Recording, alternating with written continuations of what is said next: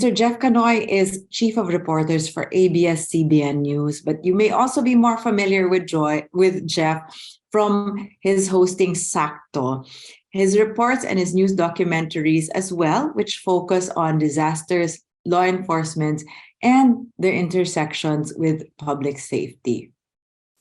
Jeff is a Palanca Award winner, a Marshall McLuhan Fellow for Journalism, and a Society of Publishers in Asia awardee for explanatory reporting. Jeff will be speaking to us about the displacement that is caused by climate-induced disasters. Jeff, over to you. Thank you, Anna, for that introduction and also for the invitation. This is truly an important topic that I think needs more platforms like this one so that I'll engage more about this obviously very vast topic. And I hope to shine the light at least on some areas of it with regards to covering disasters from the ground. So I titled this Anywhere But Here, and this will make sense later on throughout the presentation. Just to give you a roadmap of what I'll be talking about, I'll just give a brief introduction of who I am. And the next 4 quotes are things that I usually hear in my, I think I'm carbon dating myself, but this is my 16th year as a reporter. So these things are, this is all we have, first time this happened, what will happen to us, and finally, anywhere but here. So again, I'm Jeff. I've been a reporter for the last, since 2006.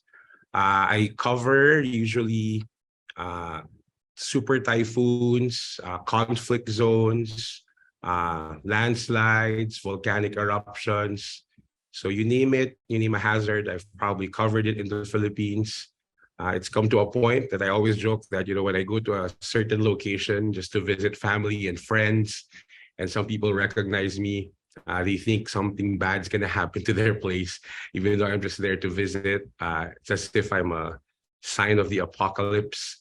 But yeah, this has been one of the fields that I've really been interested in and invested in terms of reporting, because while we see a lot of event reporting of these types of things, there's a gap in terms of connecting these stories and why we always hear the narrative of Filipino resilience. But essentially, the question is, what is Filipino resilience? And is it really just up to the people to adjust to this changing climate that we're having?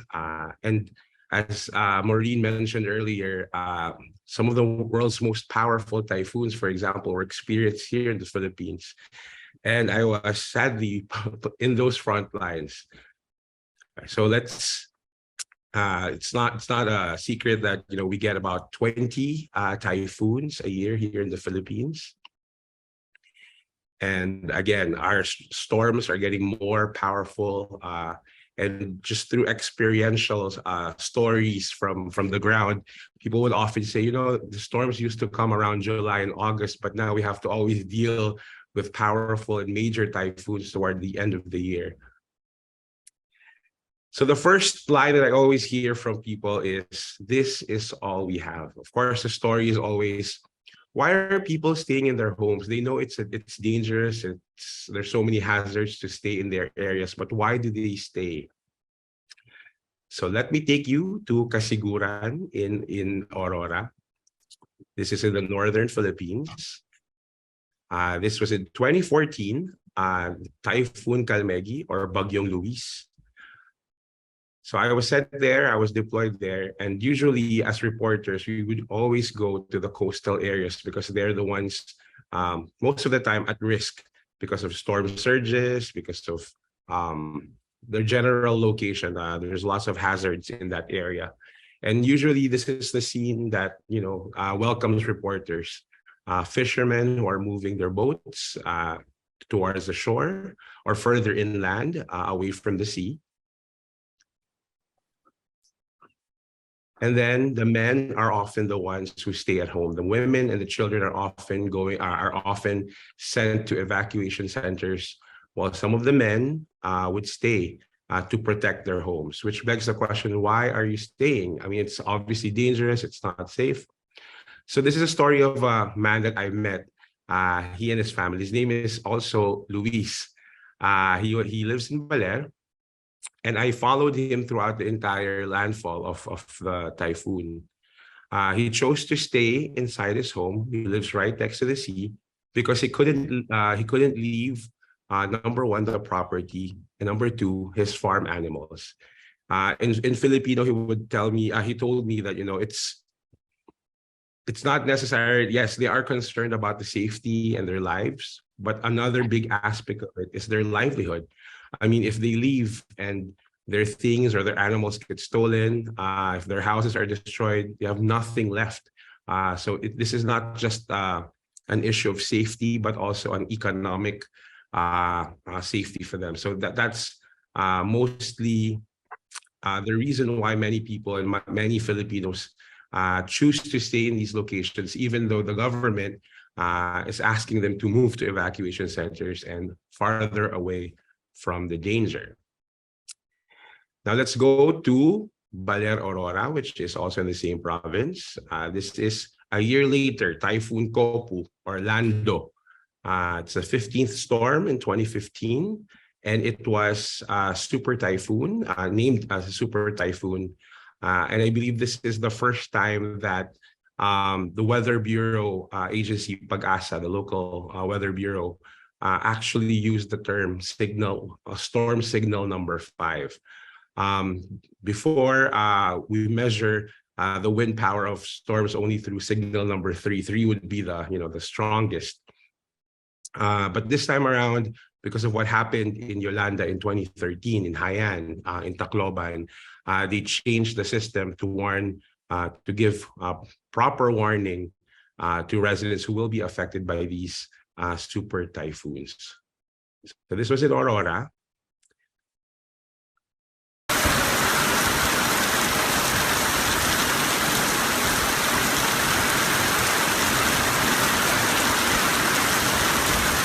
Non-stop rains throughout the day. When it hit,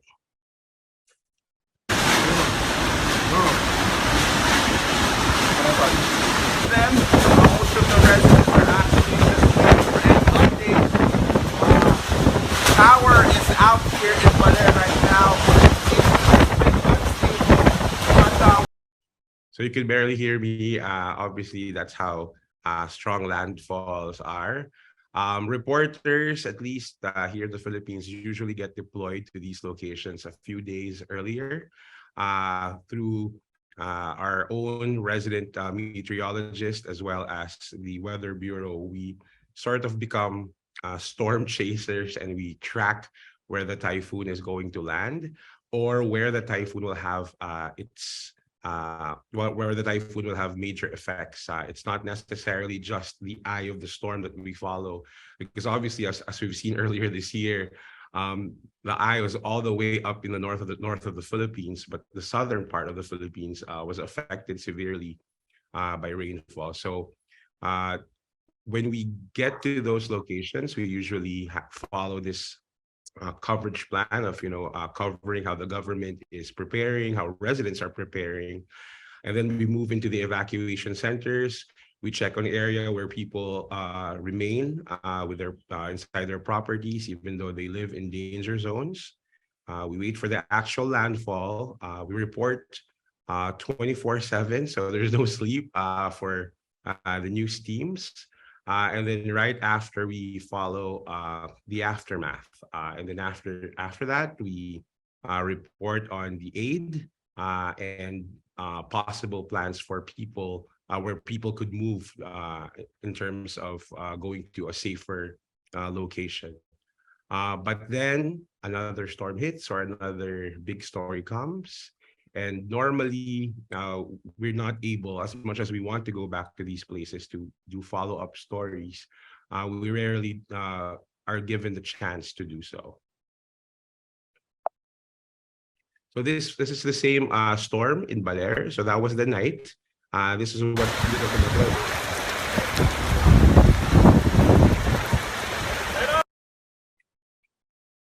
So rescue efforts, as you can see, residents going to dry and safe land with their animals, farm animals.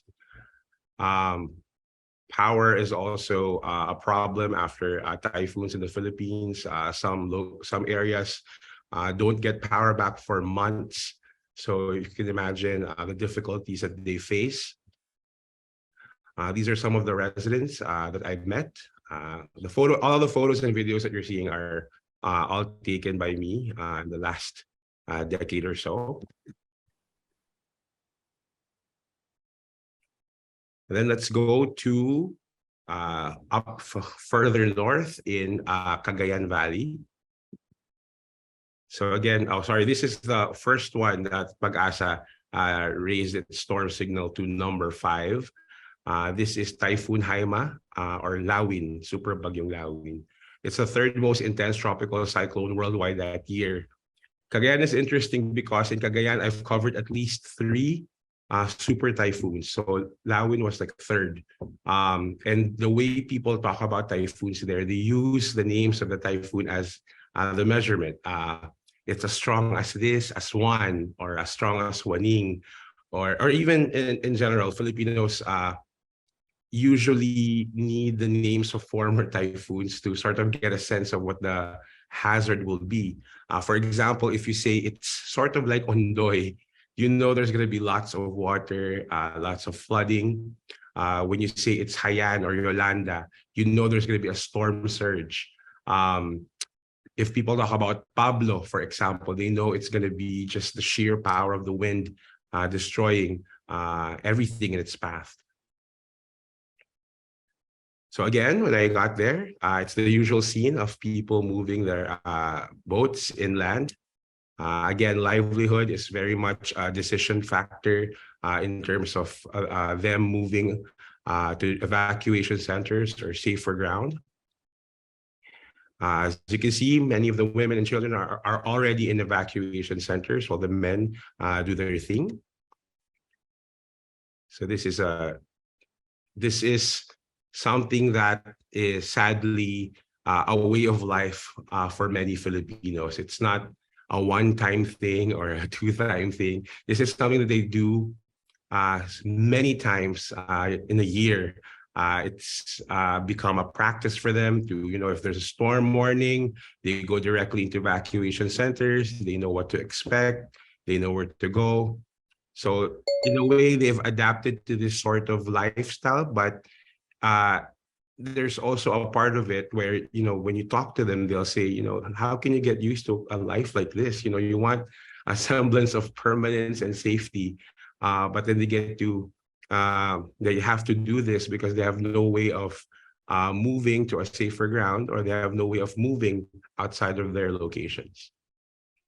So this was this report is actually in Filipino, but I hope the images are enough to sort of explain how strong and powerful a signal number 5. Okay, so that's the morning after the devastation of Lawin. As you can see, this is really what, where else are we going to go after this? What's going to happen to us? These are the questions that are often the ones asked by affected residents the following day. So this one is a recent phenomenon that I've noticed. This is the first time that happened to us.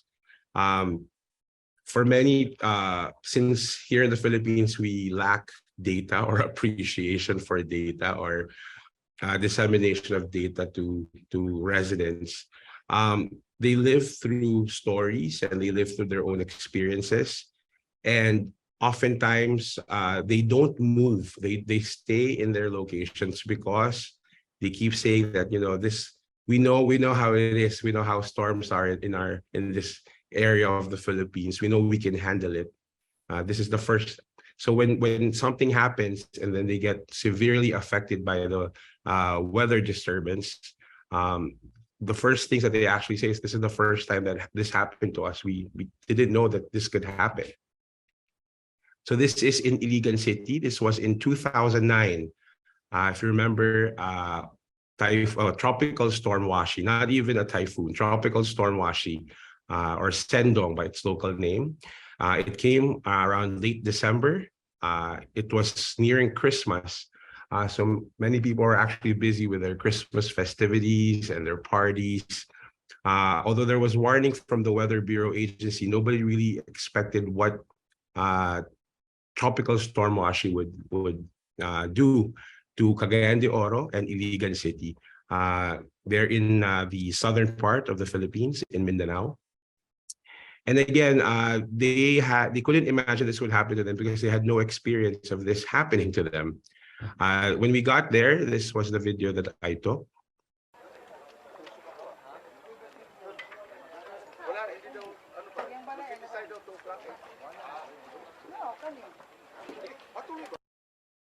So there was a mudslide with lots of debris that hit several towns in that part of the Philippines. There was also lots of fatalities during this time. One of the most interesting things in this coverage that I did was I actually noticed a little kid who was going through the mud. He was digging up their Christmas tree, and I was asking him, why are you digging up your Christmas tree? And he said, this is they really had good. Him and his family had a lot of plans for Christmas, and the tree was the only thing that sort of reminded him that, oh, it's Christmas Day. So he really wanted to put that tree up, clean it, and then continue on. And that's the thing with a lot of stories that I encounter, is that people just tend try to think of things to hold on to, especially when they've lost pretty much everything. So the question for us, for journalists, is how come so many people died? How come they didn't know how to, or how come they didn't know when to evacuate, or why they decided to stay in their homes? This is a story that was done after the fact. I was able to find security footage of what happened, and it clearly showed how things happened very quickly that night before Christmas. So that was 24 minutes where the floods hit and everything was basically water world in their area. I recently visited Upper Hinaplanon, the village, and surprisingly, a lot of people that I talked to or spent time with during Sendong are no longer there. They've moved further inland, and they've also moved to various other places in the area. They said that the experience of having to deal with that was too traumatic for them to stay in that place. They knew that since they've already experienced what could happen to them, they did not want to risk. But the thing is, they do have the means and they do have access to moving, as opposed to a lot of other Filipinos who really have no choice but to also stay. So this one was in Compostela Valley. This was Pablo. Again, first time it happened to them. It's the strongest tropical cyclone on record to affect Mindanao. Again, lots of deaths happen in the area because of debris, mud, flooding in the area. And also just the sheer power of the wind destroyed many properties and structures in the area. So these are just some of the photographs I took from Typhoon Pablo. And most recently, and this is interesting story for me, because this is one of the major typhoons that happened during the pandemic.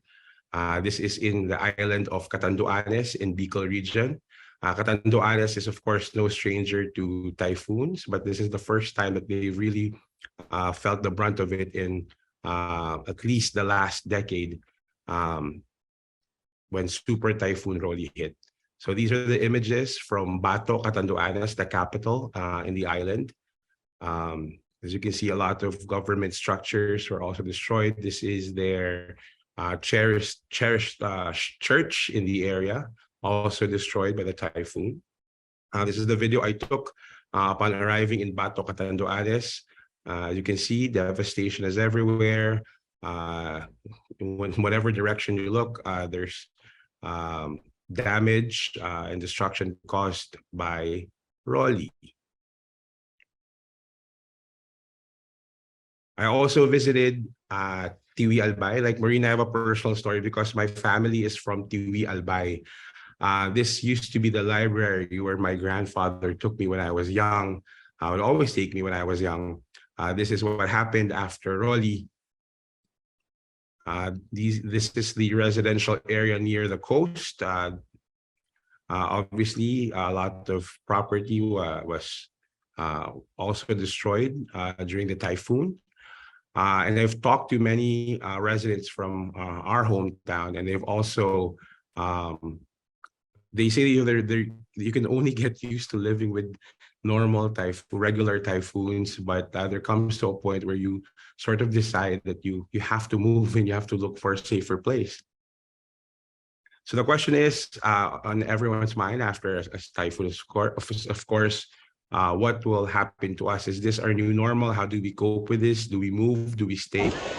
Nandito tayo pa rin sa Barangay Poblasyon sa Busos, Bulacan, kung saan tuloy-tuloy yung sa baluta ng mga residente dito. Lalo tumataas yung tubig sa kanilang lugar. Katabi lang ng ilog itong barangay nila. At simula pa kanina ay unti-unting lumalalim lang yung baha dito.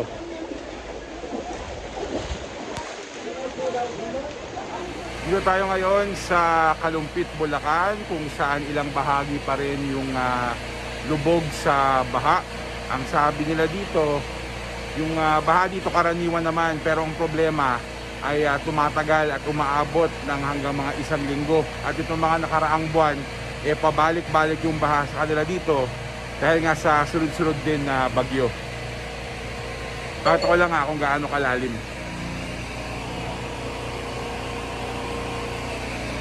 Pero papunta doon, hanggang dibdib pa raw. So, check natin. Puro ganun. Ayan, ang loob ng aming bahay, abot na rin ng tubig. Pinasok na, oh. Pinasok na. Grabe. At ito pa, ito, kabila na to. Pinasok na rin to. Ano. Mas malalim dito ng bagya. Opo. Kasi mas mababa ito dito eh. Oo. Mas mano ito, hanggang ka na lang dito eh. Huwag na kayo lumusot na, baka mahalaglag pa kayo dyan. Hindi, okay lang dito. Interview. Ito sitwasyon dito sa loob. Ayan. Yan ang nagiging sitwasyon. Ang lutangan ng lahat. Ayun po.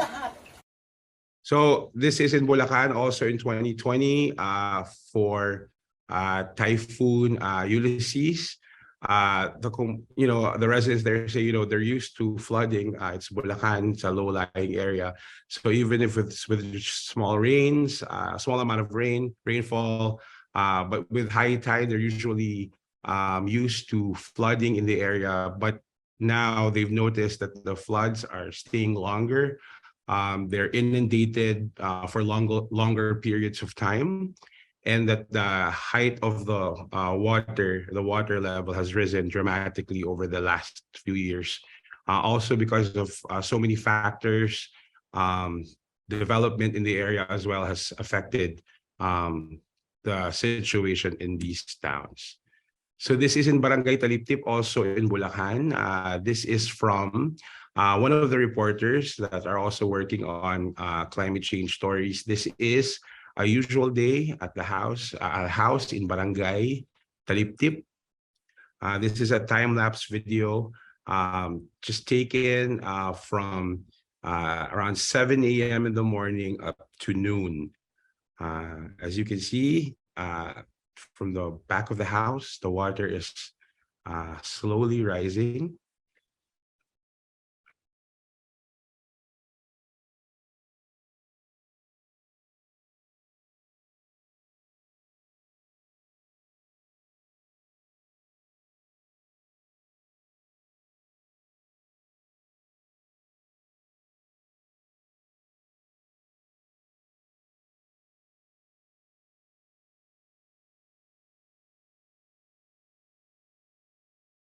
So this is the new normal for these places in Bulacan. They get to experience this at least twice a month with or without rains.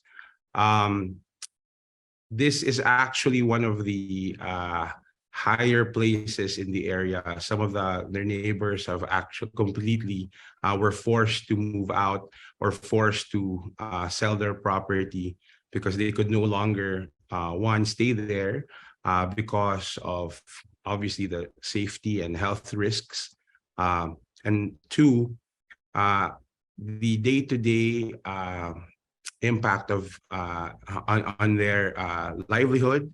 Most of them are fishermen or farmers, and obviously the flood has completely destroyed their livelihood.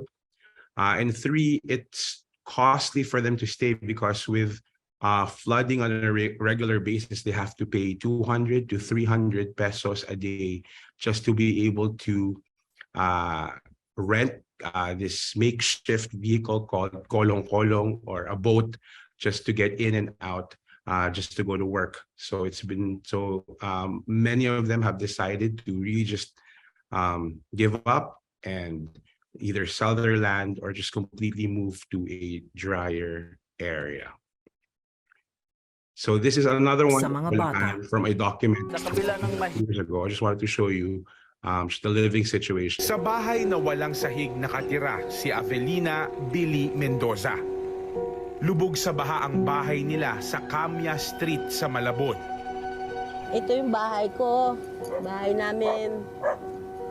Ganito lang ang sitwasyon namin. Lahat ng gamit ni Billy nakapatong sa mataas na mesa o pinapalutang lang gamit ang styrofoam. Saan po kayo natutulog? Dito po, dito. Tapos naglagay kami ng plywood paggabi, tulog na dito. Ito na ang pangkaraniwan sa... Just imagine living with most of your furniture having floaters or styrofoam at the bottom, just to make sure that every time the water level rises, that the little belongings they have will survive. But again, they are just some of the examples of many Filipinos who can't afford So what are the challenges for us reporters? There obviously, this is as I said earlier, this is a very vast topic, but it's very difficult for us to also connect the dots most of the time. Why? Because for journalists, this is always a struggle between, there's always a struggle between today and the next day's story. Obviously, with so many hazards and disasters happening in the Philippines, we have to report day in and day out, not being able to really look at the bigger picture. And we keep reporting events as they happen. But nobody has really any time to really or the resources to step back and to really make these connections and to talk about climate change as much as it deserves, as the topic deserves its time. Another challenge is getting the words right. Here in the Philippines, we often just say natural disasters, and any self-respecting risk reduction manager, disaster risk reduction manager will tell you there's no such thing as natural disasters. As Marine mentioned earlier, there are hazards, but it's usually the failure of the government or the authorities to protect the people and to manage these risks to make sure that they're safe during these times. So we have a bit of, we need to explain more how accountability should come into play when these hazards strike. Communicating science is also something that obviously we're also deeply studying and working on. It's very important for us to be able to explain to Filipinos the complicated science between climate change and the effects of typhoons, for example. In 2013, nobody knew what a storm surge was, which is exactly why a lot of people perished during Yolanda, Haiyan in Tacloban, because nobody knew what storm surge was. Nobody was able to explain it in the way that Filipinos will understand. And even today, like for example, when people talk about the tail end of the cold front or the easterlies, these things require meteorologists to sort of simplify the science enough for people to understand what the hazards are. Another challenge for us is there's no open data policy. It's very difficult to get data here in the Philippines, especially from the government. Not a gut issue is something that we always hear as well in the Philippines. If it's climate change, you know, they keep saying it's too complicated, it's too big, it's not a gut issue for many Filipinos who are going through many more problems in a day. So it's very important for us to make these connections to make sure that they understand why this is important to know. Information flow has also been affected because of the situation here in the Philippines about with the government clamping down on media institutions. For example, my company, ABS-CBN, we lost a lot of regional offices and regional reporters. So instead of having reporters in these communities and provinces directly becoming our frontliners during typhoon season, we lost that. We lost them because of the government. So now we have to rely on either reporters coming from Manila and going to these places, which obviously takes time, which means that the flow of information has slowed down during in the last few years. Funding obviously is also an issue for those who want to pursue climate change related stories. So lastly, anywhere but here. This is something that I first heard during the most powerful typhoon, Yolanda, in Haiyan in 2013. This was a situation when I arrived. This was at the airport when I arrived. Lots of people just wanting to flee, hoping to find a way out of the city. We've got survivors basically just lined up. They don't have any tickets, no assurance of getting out, but all they wanted to do was to get out. And this is a sentiment that I've heard so many times in the last few years, anywhere but here. So this was, and I just want to just show you the video of the story that I did when I arrived in Tacloban during Haiyan. And this is basically a story that is sadly still something that we keep hearing here in the Philippines. Many areas outside of Tacloban also bore the brunt of Typhoon Yolanda. Jeff Canoy traveled to towns in Leyte, and this is what he saw. It's a heart-wrenching experience to head to Tacloban City via Hilongos, southern Leyte. We passed through different towns, Tulag, Tolosa, Tanawan, and Palo, but they all look the same. Destroyed homes, cars and furniture swept away by raging waters, and bodies of the dead lined up along roads. Many of the fatalities were buried in makeshift graves in the center island of a highway. We had no food, no water, and no relief packages. Only a camera and a microphone. But residents still flocked to us. They say this was the first time they had a chance to let their relatives know that they were still alive, while others were not as lucky. Pinapaalam ko po sa inyo, wala na po si Jose. Patawarin niyo po ako, hindi ko po siya naligtas. Nagkaiwalay ho po kami dahil sa naragasan ng alon.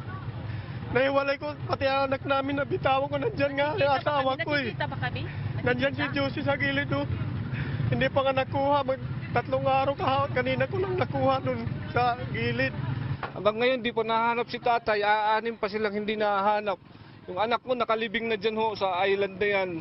At saka yung mami ng mga anak ko no, nasa Virginia, alam ko naman mapapanood mo to.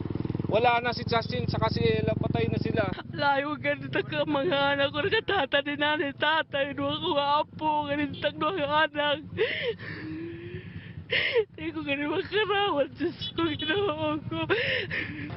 Huwag kang mag-alala, yung lahat kayo ng mga kapatid mo at kayong mama at papa buhay.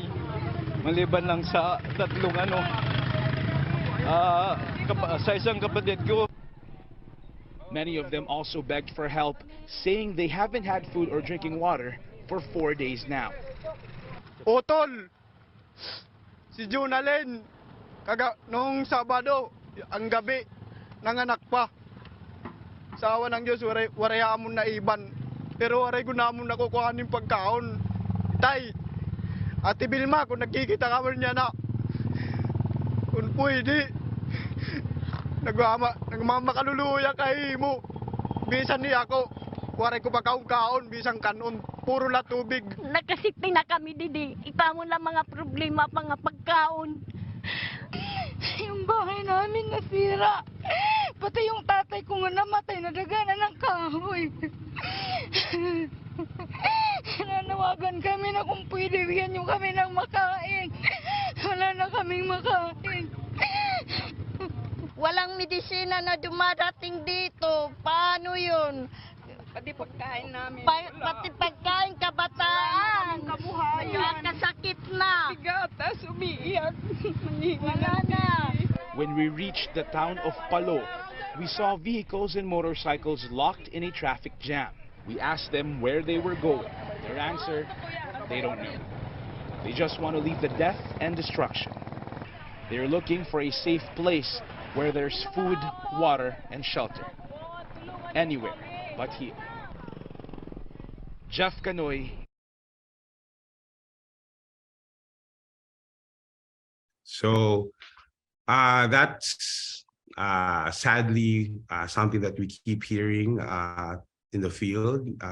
People just want to move either after a typhoon or down the line. They know it's not safe for them to stay in these places anymore, especially those living in areas that have been identified as high with risk and hazards for natural things to occur. So thank you very much for the time, and I hope we get to do better. Thank you so much, Jeff, for sharing. Those were such dramatic images and videos of the various disaster zones and communities that you have been covering for over 16 years. I know you said you carbon dated yourself by saying how long you've been a reporter, but also I think what was very striking is how you have also been witness to the severity of these climate-induced calamities or climate change-induced disasters. You know, you tracked from how we used to just cover typhoons that were up to storm signal number 3. And I think when I was in school, you know, that would be the signal that we wouldn't have to go to school anymore if it was storm signal or typhoon signal number 3. But now we have up to 5. And you showed us through that video also of what storm signal number 5 can actually look like. And it was also very powerful to see and to hear what people are saying. This is what it's like to live with climate change and the climate crisis. It's not just an emergency or a typhoon that batters communities. We see now people living in floodwater for extended periods of time. Maureen, I know you also talked about this in your community, that, you know, some people after a storm, they will have to live with a flood, with their homes being flooded for weeks or even months at a time. And Jeff, thank you for showing us also we know this Bulacan is no stranger to becoming flooded on a regular basis. But as you mentioned, even with just the slightest rainfall, people have to live with flood. Very powerful was that footage that you showed of for those of you who are not Tagalog speakers, the title of the story was the living without a floor. Yung nakatirang walang sahig, or yung bahay na walang sahig, the house with no floor, because they were living on actual water and would just have to keep their belongings afloat. It was such a powerful sharing. Thank you so much, Jeff. But you also did highlight the challenges to reporting these issues. Right? You talked about how there's a need to understand better the science, because it is very technical when, our meteorologists talk to us about storm surges or cold tail front. How do we talk about these issues, the climate crisis, and make it simpler? And then how do we go through now the links between the climate crisis and other things, like, as you said, being forced to move because they have to, because they just want to be anywhere but here?